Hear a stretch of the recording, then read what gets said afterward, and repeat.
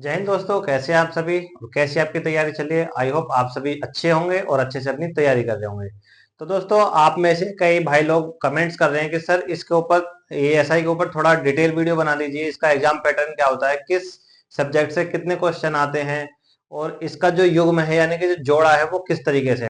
तो दोस्तों, सबसे पहले मैं आपको बता दूं कि आपको इसका सबसे पहले सिलेबस चेक करना है। सिलेबस कैसे चेक करेंगे, आप गूगल क्रोम पे जाएंगे और वहां पर आप डालेंगे यूपी एएसआई 2021। तो वहां पर आप सरकारी रिजल्ट की एएसआई की 2021 वाली वेबसाइट पे पहुंच जाओगे और वहां पर जाकर आप इसका सिलेबस को डाउनलोड कर लीजिए। ठीक है, सबसे पहला काम आपका यही है। मैं डिस्क्रिप्शन में भी इसका लिंक डाल दूंगा या आप वहां से भी इसका जो सिलेबस है वो डाउनलोड कर सकते हैं। और दोस्तों, मैं यहाँ पर आपको थोड़ा सा कुछ बता देता हूँ कि ऐसे अभ्यर्थी जिनके आवेदन सही पाए जाएंगे उनमें से 400 अंकों की ऑनलाइन लिखित परीक्षा में सम्मिलित होने की अपेक्षा की जाएगी, जिसमें कुल 200 प्रश्न होंगे। ठीक है, तथा समयावधि 2.5 घंटे की होगी। इस लिखित परीक्षा में निम्नलिखित चार विषयों का वस्तुनिष्ठ प्रश्न लिया जाएगा। तो दोस्तों, पहला क्या है, पहला है सामान्य हिंदी वर्सेस कंप्यूटर, यानी सामान्य हिंदी और कंप्यूटर का एक ग्रुप रखा गया है जो कि है 100 नंबर का। कहने का मतलब ये है कि 50 नंबर की हिंदी आएगी और 50 नंबर का ही आपका कंप्यूटर आएगा, जिसमें कि आप 25-25 क्वेश्चन मान सकते हैं। लेकिन ये जरूरी नहीं दोस्तों कि 25-25 क्वेश्चन ही आएंगे, ऐसा कुछ नहीं है। अगला है सामान्य जानकारी वर्सेस सामान्य विषय, यानी जीके और करंट अफेयर।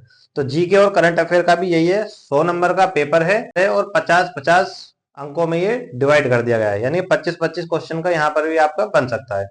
इसी प्रकार से संख्यात्मक एवं मानसिक योग्यता है और मानसिक अभिरुचि, मानसिक बुद्धिलिपि परीक्षा और तार्किक परीक्षा, ये भी आपका इसी प्रकार से 100 अंकों का दिया गया है, जिसमें कि 25-25 क्वेश्चन माने हैं। लेकिन दोस्तों, ये फिक्स नहीं है, 25 क्वेश्चन आना फिक्स नहीं। मैं आपको बताऊंगा कि पिछले एग्जाम्स में लगभग कितने क्वेश्चन किस सब्जेक्ट से पूछे गए, इस बारे में हम वीडियो में आगे डिस्कस करेंगे। इसके बाद दोस्तों, यहाँ पर लिखा है कि लिखित परीक्षा में प्रत्येक विषय में 35% और कुल मिलाकर 40% अंक लाने अनिवार्य हैं। यानी कि जो ग्रुपिंग जैसे हिंदी और कंप्यूटर का ग्रुपिंग है उसमें आपको कम से कम 35% अंक लाने हैं और ओवरऑल परीक्षा में आपको कम से कम 40% अंक लाने हैं, तभी आप डीवी के लिए क्वालिफाई होगे, वरना आप डिस्क्वालीफाई हो जाओगे। तो दोस्तों, आई होप यहाँ तक आपकी बात समझ में आ गई होगी। तो दोस्तों, आइए अब बात करते हैं कि जो मैंने एनालाइज किया है कि पिछले कुछ पेपर्स को उठाकर उसमें किस सब्जेक्ट से कितने क्वेश्चन आए हैं, जैसा कि आप लोगों की डिमांड हुई है। तो दोस्तों, इसके बारे में थोड़ा सा डिस्कस कर लेते हैं।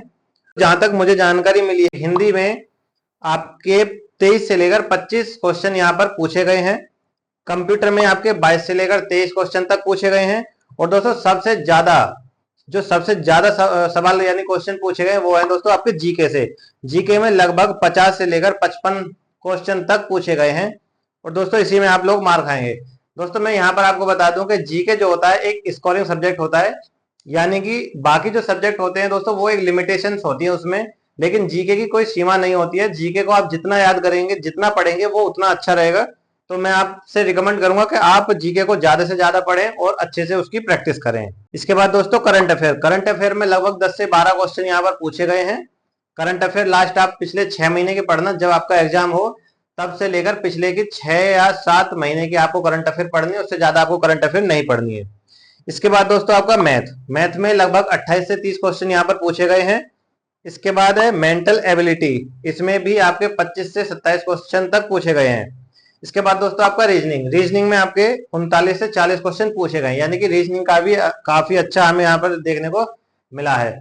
तो दोस्तों, ये कुछ एनालाइज था जो मैंने अपने अकॉर्डिंग एनालाइज किया है। तो दोस्तों, आई होप यहाँ तक आपको समझ में आ गया होगा। अगर कुछ चीजें हमसे वीडियो में रह गई हो बताने से तो आप कमेंट कर सकते हैं, हम कमेंट के माध्यम से आपको रिप्लाई कर देंगे या उसके ऊपर भी हम अगली वीडियो बना देंगे। तो आई होप दोस्तों आपको वीडियो पसंद आई होगी। अगर पसंद आई हो तो इसे वीडियो को शेयर कर दीजिए, लाइक कर दीजिए और चैनल को सब्सक्राइब कर दीजिए। तो चलिए मिलते हैं अगली वीडियो में, तब तक के लिए जय हिंद, जय भारत।